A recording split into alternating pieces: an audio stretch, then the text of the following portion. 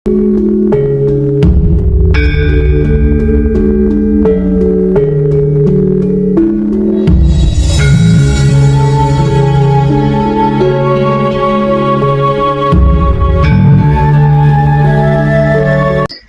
sudah mulai praktek tadi ya.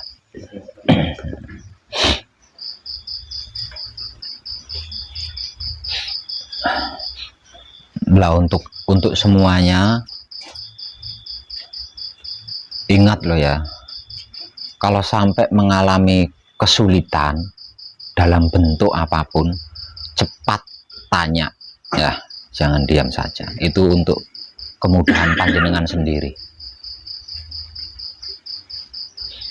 Nah, kalau entah itu di dalam patrap atau di luar patrap atau ketika samadhi sampai mengalami kesulitan, cepat, jangan nunggu waktu, cepat tanyakan.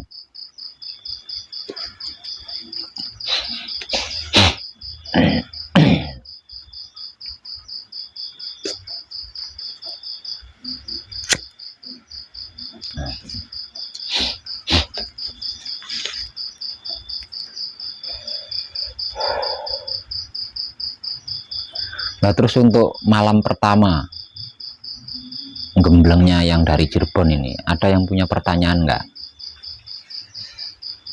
Coba ditanyakan kalau ada yang punya pertanyaan. Atau mungkin punya unek-unek.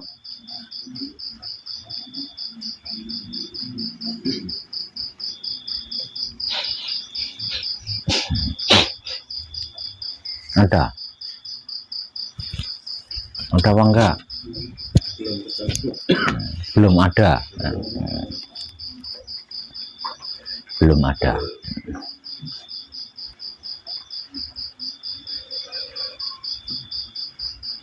Inti lakunya kita, inti lakunya kita atau intinya dari laku kita adalah kesadaran.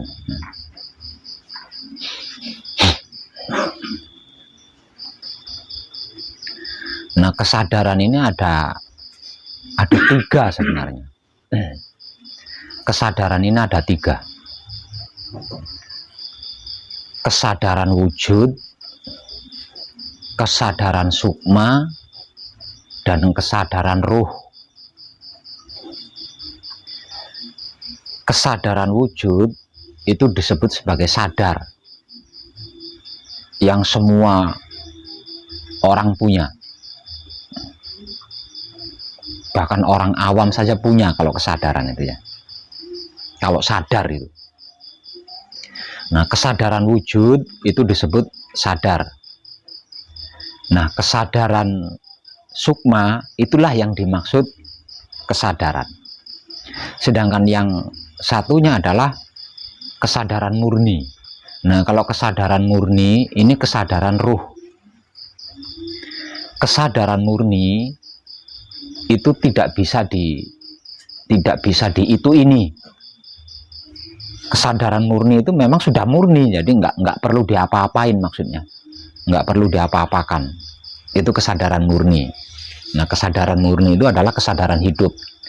Begitu juga dengan sadar.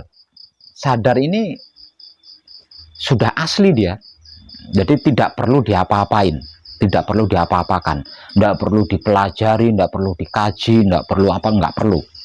Karena memang sadar itu ya sadar, udah, titik. Begitu juga dengan kesadaran murni. Kesadaran murni juga tidak perlu dikaji, tidak perlu dipelajari, tidak perlu itu ini. Kesadaran murni, apapun yang terjadi, tetap kesadaran murni, titik. Nah, yang perlu kita kaji adalah kesadaran. Nah, kesadaran ini milik 4 anasir atau sedulur papat. Lah, kesadaran inilah yang perlu kita kaji agar supaya kesadaran ini bisa kompromi dengan kesadaran wujud dan kesadaran ruh. Kenapa kesadaran milik sukma kita kok perlu dikaji, perlu dipelajari? Karena 4 anasir atau sedulur papat atau sukma kita itu ndak punya pikiran, ndak punya perasaan, ndak punya rasa. Kenapa? Karena dia ilmu gitu. Dia itu bersifat ilmu, jadi ndak punya pikiran, ndak punya otak, ndak punya hati, ndak punya kelamin.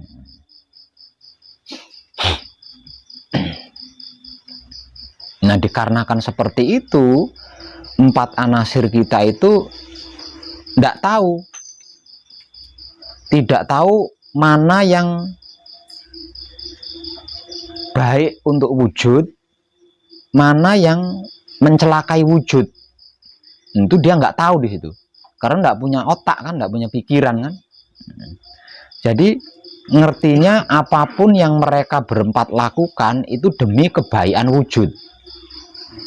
Padahal tidak semua yang dia lakukan itu untuk kebaikan wujud, malah lebih banyak mencelakai wujud, merusak wujud, menyesatkan wujud. Nah, karena itu kesadaran yang dimiliki oleh 4 anasir atau sedulur papat atau sukma kita ini perlu dipelajari, perlu dikaji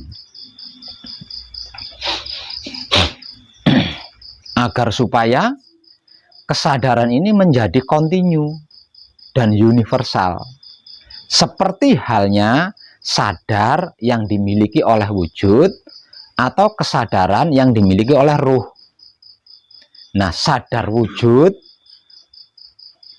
kesadaran murni yang dimiliki oleh ruh itu keberadaannya kontinu dan universal. Keberadaannya itu kontinu dan universal, tidak seperti kesadaran yang dimiliki oleh 4 anasir atau sukma atau sedulur papat kita. Agar supaya kesadaran yang dimiliki oleh 4 anasir kita ini bisa setara dengan kesadaran yang dimiliki oleh ruh kita dan wujud kita, maka kesadaran yang dimiliki oleh 4 anasir kita ini perlu dipelajari, perlu dikaji. Karena hanya dengan begitu nanti bisa menjadi kontinu dan universal.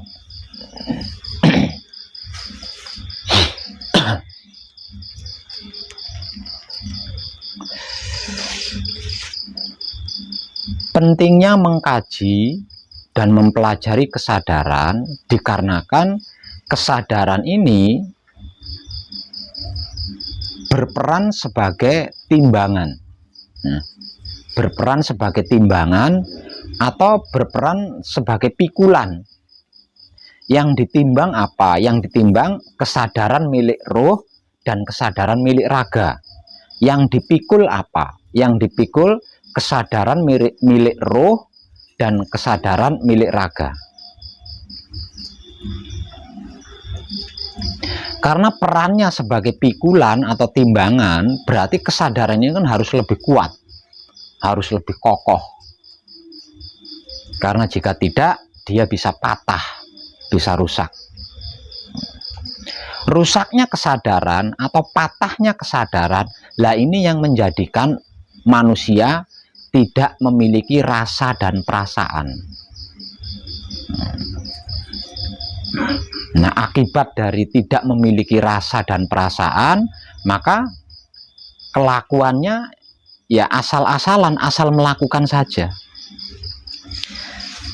Nah, patahnya kesadaran atau rusaknya kesadaran bisa saya gambarkan seperti pohon pisang.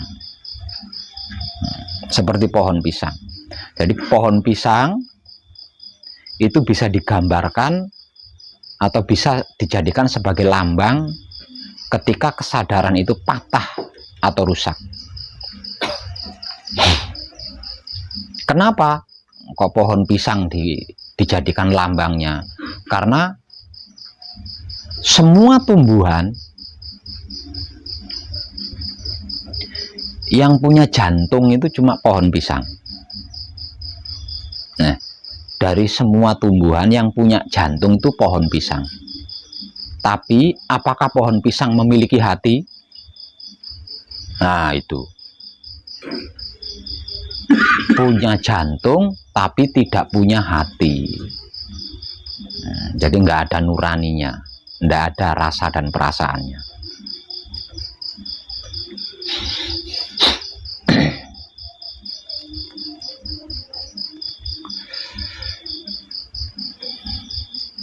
Lah, kesadaran inilah yang sesungguhnya yang menentukan kehidupan manusia itu baik atau buruk, mulus atau terganggu, sukses atau tidak.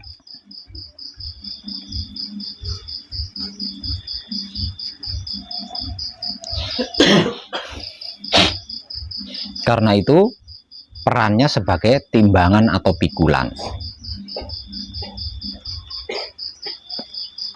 Lah kalau setiap manusia kesadarannya itu aktif atau kesadarannya itu hidup, sesungguhnya manusia itu tidak membutuhkan pelajaran dalam bentuk apapun, tidak memerlukan tuntunan dalam bentuk apapun, karena kesadaran milik 4 anasir kita tak lain dan tak bukan adalah ilmunya Tuhan. Dan jika lagi kesadaran ini aktif, selain tidak membutuhkan bimbingan, tuntunan, dan pelajaran apapun, di dunia ini tidak perlu ada rumah sakit, tidak perlu ada penjara, tidak perlu ada mahkamah agung, kalau kesadarannya aktif.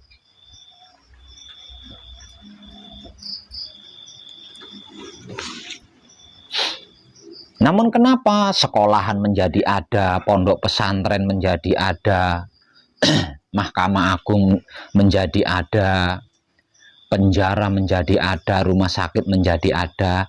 Dikarenakan nyaris tidak ada manusia hidup yang memiliki kesadaran.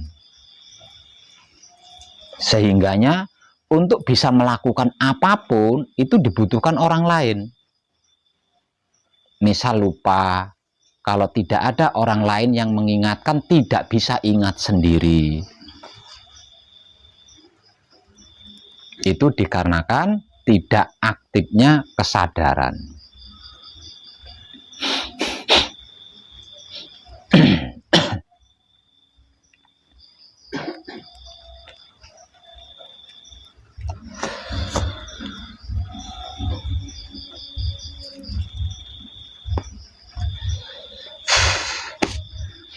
Sebab karena itu di luar patrap samadhi, panjenengan menikmati rasanya seluruh kelakuan panjenengan dengan kesadaran cinta kasih sayang, bukan dengan kesadaran ego, pamrih, arogan. Hanya dengan seperti itu, kesadaran yang dimiliki oleh 4 anasir ini akan menjadi kontinu, akan menjadi universal.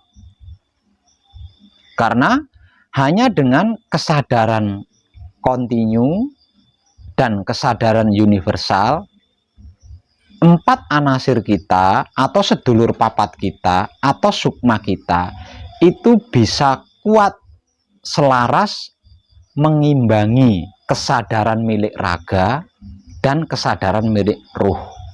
Karena kesadaran milik raga ini kontinu dan universal. Begitu juga kesadaran milik ruh. Kesadaran milik ruh itu juga kontinu dan universal. Lah, kesadaran milik 4 anasir ini yang ada kalanya kontinu, ada kalanya tidak. Ada kalanya aktif, ada kalanya tidak. Boro-boro universal, aktif saja hanya kadangkala. Nah, agar supaya bisa mengimbangi kesadaran milik ruh dan kesadaran milik wujud, maka kesadaran milik 4 anasir ini harus dikaji, harus dipelajari. Nah, cara mempelajari atau teknik mempelajarinya yang paling mudah, paling ringan, dan tanpa syarat apapun adalah hanya dengan menikmati rasanya seluruh kelakuan kita sendiri dengan kesadaran cinta kasih sayang. Hanya dengan itu.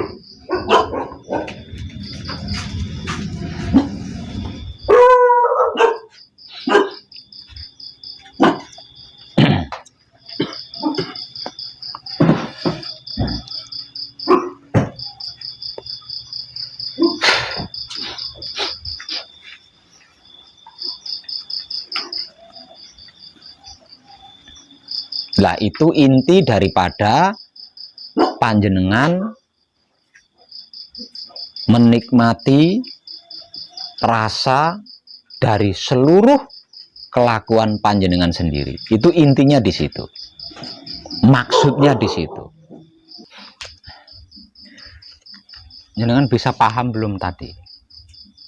Nah, kalau belum paham, tolong bertanya ya. Kalau belum klik, tolong bertanya. Ini saya yang minta tolong ini. Harusnya panjenengan yang minta tolong sama saya.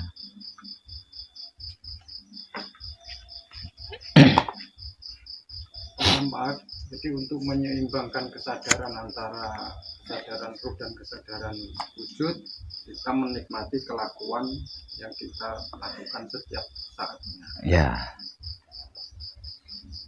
Karena hanya dengan begitu kesadaran sukma kita akan menjadi kontinu dan universal.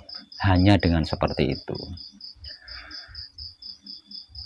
Kalau kesadaran sukma kita tidak kontinu, tidak universal, itulah yang membahayakan kita. Itulah yang menyesatkan kita. Karena sukma kita itu tidak punya otak, jadi dia tidak bisa mikir, tidak punya hati, jadi dia tidak punya nurani. Jadi ngertinya apapun yang dia lakukan, apapun yang dia kehendaki, itu demi kebaikan wujud. Itu ngertinya dia, ngertinya mereka seperti itu. Dia nggak tahu kalau makan beling itu bisa mencelakai wujud, itu dia nggak tahu. Ngertinya beling itu dimakan demi kebaikan wujud. Contoh seperti itu, contoh. Nah, mereka berempat juga nggak tahu kalau mengfitnah tetangga itu bisa mencelakai wujud, itu dia nggak tahu. Ngertinya memfitnah tetangga, memfitnah orang lain itu ya demi kebaikan wujud. Ngertinya dia seperti itu. Dia nggak tahu kalau memfitnah itu lebih kejam daripada membunuh. Itu dia nggak ngerti dia. Salah satu contohnya seperti itu. Padahal dia ilmu loh ya. Jadi 4 anasir kita atau sedulur papatnya kita itu adalah ilmunya Tuhan. Jadi dia sangat luar biasa. Hanya saja dikarenakan kesadarannya itu tidak kontinu, dikarenakan kesadarannya itu tidak universal, maka ilmu ini justru menjadi senjata makan tuan. Ilmu ini justru menjadi senjata makan tuan. Senjata kita tapi mencelakai diri kita sendiri gitu. Itu dikarenakan tidak ada keselarasan antara kesadaran ruh dengan kesadaran wujud. Kesadaran ruh yaitu kesadaran murni. Itu kontinu dan universal. Sedangkan kesadaran raga yaitu sadar. Itu juga kontinu dan universal. Bahkan ketika tidur saja, kesadaran raga kita itu aktif. Ketika kita tidur, kesadaran raga kita itu tetap aktif. Itu buktinya kalau kesadaran raga itu kontinu.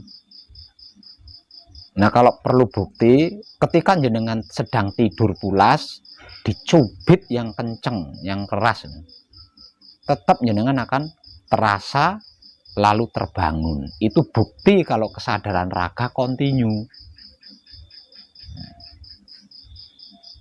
Tidur sepulas apapun, ada suara yang melampaui batas telinga, kaget, bangun. Nah, itu bukti kalau kesadaran raga itu tetap aktif walaupun raganya sedang tidur. Nah, yang terkadang aktif, terkadang enggak, bahkan terkadang sama sekali enggak ada. Nah, itu kesadaran sukma atau kesadaran sedulur papat kalimopan, sedulur papat atau 4 anasir kita. Nah, untuk itu kesadarannya harus kontinu, juga harus universal agar setara dengan kesadaran wujud dan kesadaran ruh.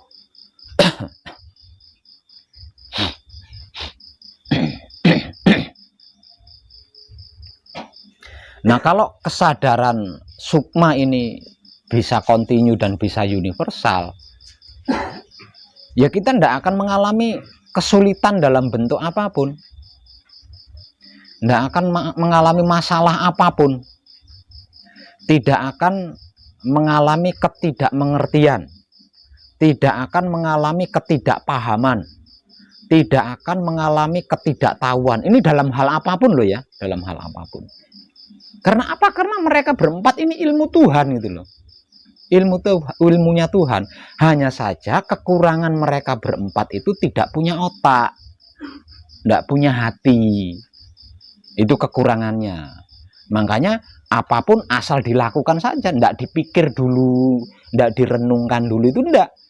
Kalau dia menghendaki sesuatu, langsung dia lakukan tanpa berpikir, tanpa merenung. Toh itu demi kebaikan wujud menurut mereka berempat itu. Padahal justru malah mencelakai wujud, menyesatkan wujud, bahkan bisa menghancurkan wujud. Nah, coba kalau sukma kita menggerakkan kita duduk melamun di rel kereta api, apa nggak hancur tuh wujud kita? Dia nggak ngerti itu. Dia lakukan itu karena dia nggak ngerti. Dia nggak paham, dia nggak tahu. Ngertinya apa yang dia lakukan itu demi kebaikan wujud.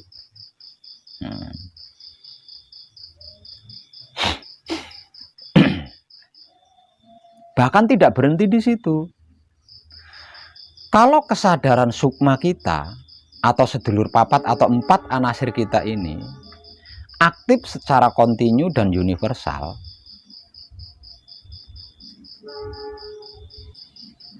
tidak perlu ada sekolahan, nggak perlu ada kampus, tidak perlu ada pondok pesantren, padepokan, perguruan, atau pembelajaran dalam bentuk apapun. Kenapa? Karena mereka berempat ilmunya Tuhan gitu. Karena kan mereka berempat ini ilmunya Tuhan, ya sudah pasti melampaui kecerdasan makhluk manapun.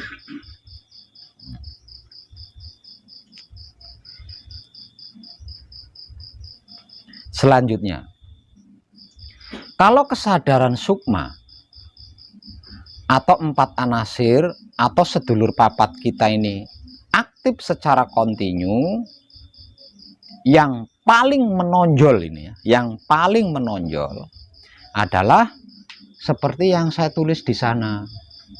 Bisa membawa diri, bisa menempatkan diri, bisa menyesuaikan diri, dan bisa menjaga diri dimanapun dia berada.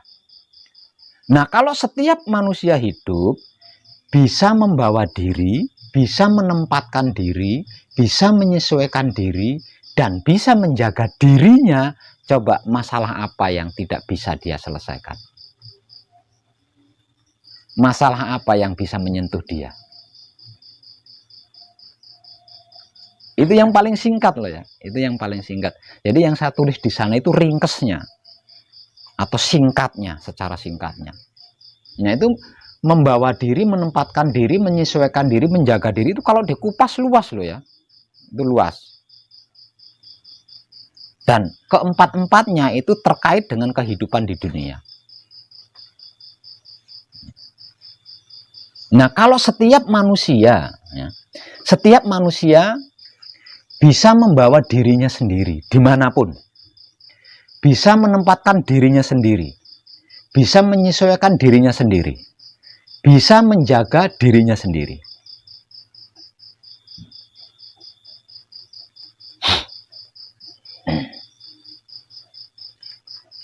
Lah terus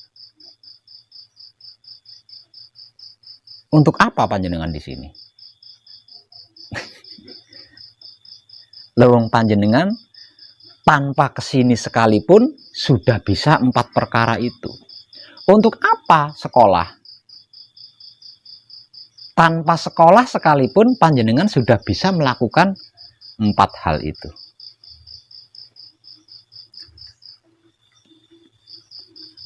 Untuk apa belajar itu, belajar ini?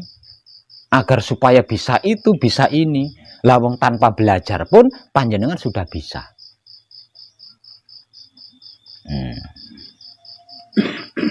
Bahkan kalau panjenengan sukses, panjenengan tidak butuh ART, tidak butuh asisten rumah tangga. Karena apa? Karena kehidupan panjenengan sudah bisa sendiri gitu loh. Sudah bisa sendiri. Kenapa orang sukses kebanyakan, semua orang sukses, bisa dikatakan semua orang sukses, pasti punya asisten rumah tangga, kerja punya asisten kerja, apapun dilakukan oleh asistennya, karena dia tidak bisa melakukan sendiri. Dia tidak bisa melakukan sendiri.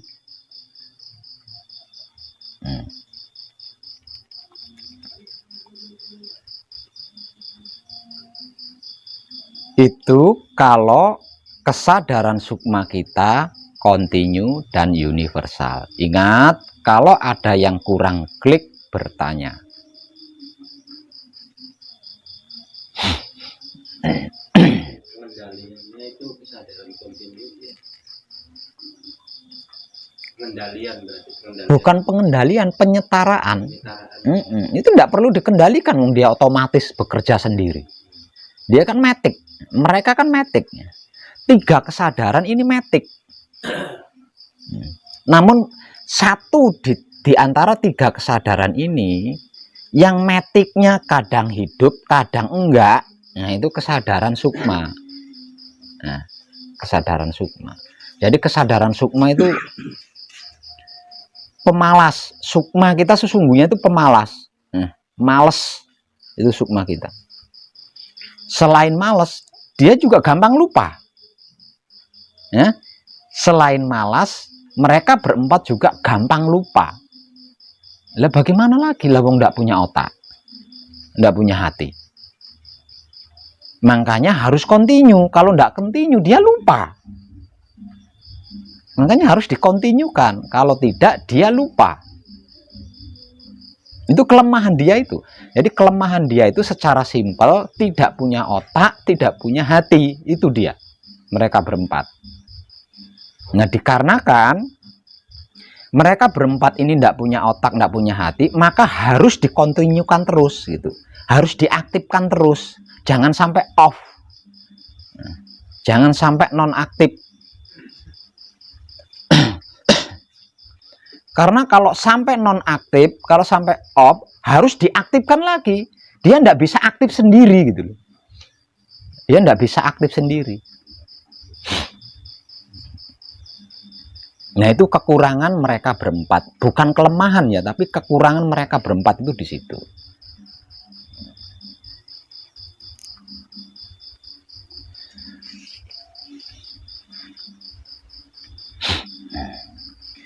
Ada yang tidak paham apa itu kontinu? Ada enggak? Ada enggak yang enggak paham apa itu universal?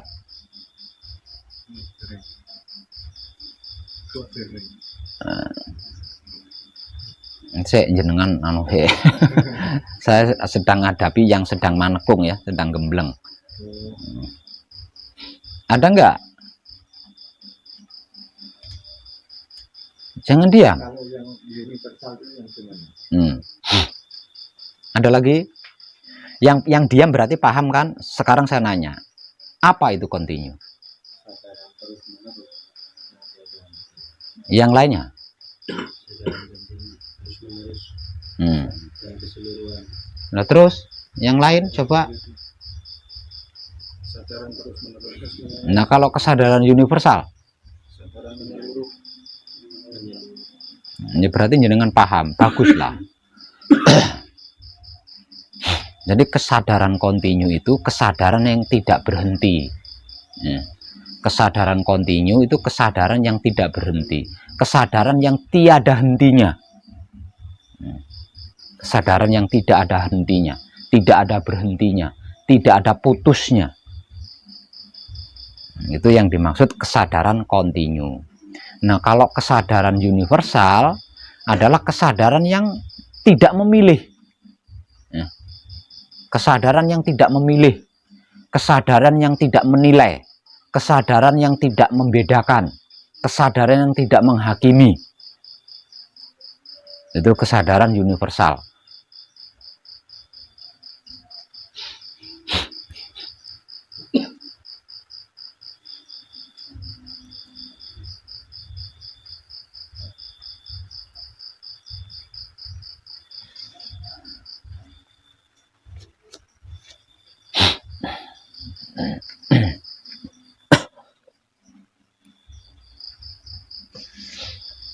Lah, kemudahan di dalam pembelajaran dan pengkajian ini adalah mengkontinukan kesadaran 4 anasir, menguniversalkan kesadaran 4 anasir, menggunakan 4 anasir itu sendiri.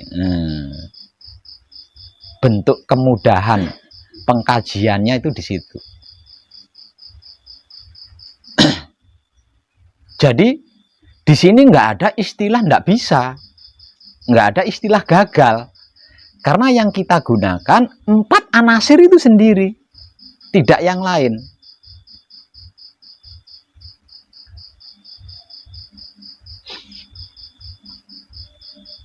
Lah, tinggal kitanya mau apa enggak gitu loh. Tinggal kitanya mau apa enggak. Kalau mau pasti bisa, kalau mau pasti berhasil. Karena ndak ada istilah gagal di situ. Mau apa Pak Web? Ya mau menikmati rasanya seluruh kelakuannya sendiri itu tadi. Dengan cinta kasih sayang. Dan itu gratis kan? Ndak ngeluarin tenaga, ndak ngeluarin keringat, ndak pakai sesaji kan? Juga nggak pakai japa mantra, ndak pakai. Itu uniknya. Kalau tidak menggunakan 4 anasir itu sendiri, jenengan belum tentu mampu. Misalkan menggunakan puasa, ada yang merasa mampu puasa, menggunakan ube rampe atau sesaji, ada yang suka, nggak gampang ya. Selain menggunakan 4 anasir itu sendiri tidak gampang, tidak ringan, dan bisa dipastikan di zaman sekarang ini mahal harganya kalau tidak menggunakan 4 anasir itu sendiri. Itu pun belum tidak menjamin berhasil loh ya, tidak menjamin berhasil. Kenapa saya katakan tidak menjamin berhasil? Ya kalau yang membimbing itu tanggung jawab. Kalau dia cuma ngaku-ngaku bisa, sampai kapanpun panjenengan nggak akan berhasil. Karena apa? Karena siapapun dia yang sudah berhasil nglungguhake 4 anasir atau sudah bisa berhasil sudah bisa ndunungake 4 anasir atau manunggal dengan 4 anasir, sudah pasti 4 perkara itu paling ringkes loh ya, sudah pasti 4 perkara itu gitu. Jadi betapapun seseorang itu mengaku dirinya sudah ngerti, sudah paham, sudah tahu sedulur papat, akrab dengan sedulur papat, manunggal dengan sedulur papat, kalau 4 perkara itu tidak ada di dalam dirinya, bohong. Bohong. Kalau masih tersandung, bohong. Kalau masih punya masalah, bohong. Kalau masih bertengkar sama keluarganya, sama tetangganya, bohong. Itu.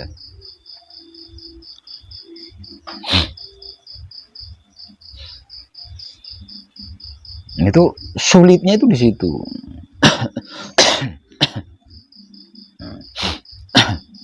Jadi manunggal jati itu bukan pengakuan ya. Ini jenengan tidak bisa seenaknya mengaku saya sudah manunggal jati. Harus ada prakteknya, dan hasil prakteknya itu harus mendamaikan. Hasil prakteknya harus menenteramkan. Hasil prakteknya harus membahagiakan. Hasil prakteknya harus menguntungkan. Kalau panjenengan berani sudah manunggal jati, yang berarti sedulur papat kalimo pancernya sudah manunggal. Jadi sebenarnya gampang gitu ya, mencari teman seperjalanan spiritual di dalam laku manunggal itu gampang.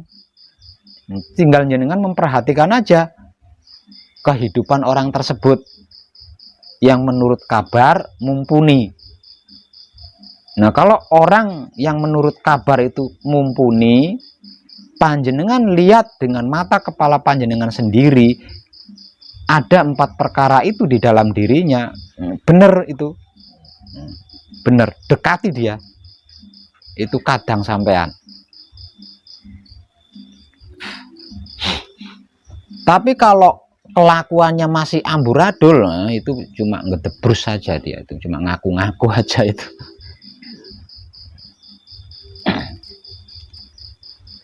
Dan siapapun yang berani manunggal jati, mengaku manunggal jati, yang berarti sedulur papat kalimo pancernya sudah manunggal dengan dirinya, kok prakteknya bukan 4 perkara itu di kehidupan sehari-harinya, tinggal nunggu waktu saja, pasti kualat, pasti kualat.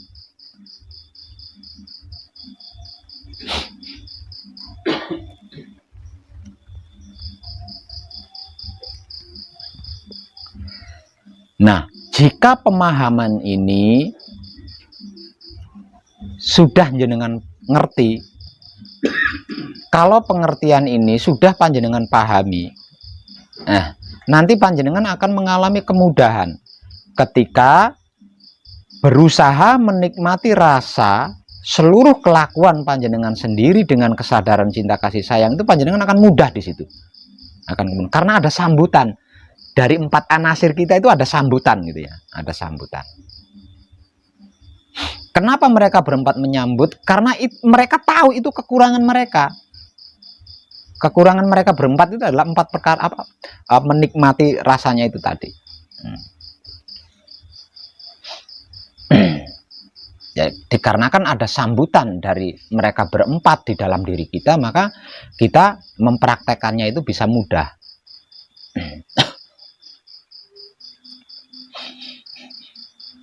Lah, kehidupan kita sebagai manusia hidup di dunia ini itu bergantung dari mereka berempat itu, bergantung dari mereka berempat itu.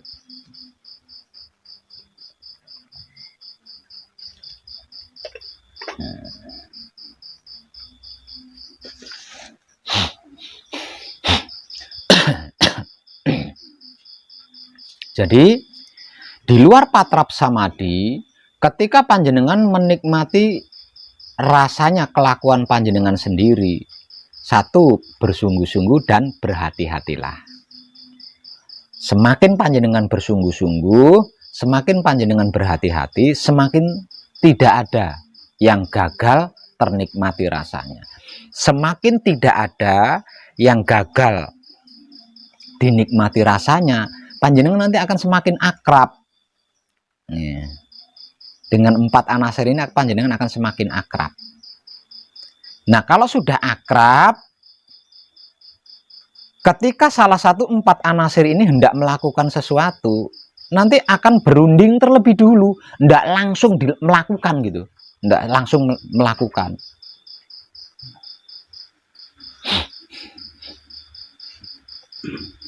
Itu pemahamannya loh ya, itu pemahamannya.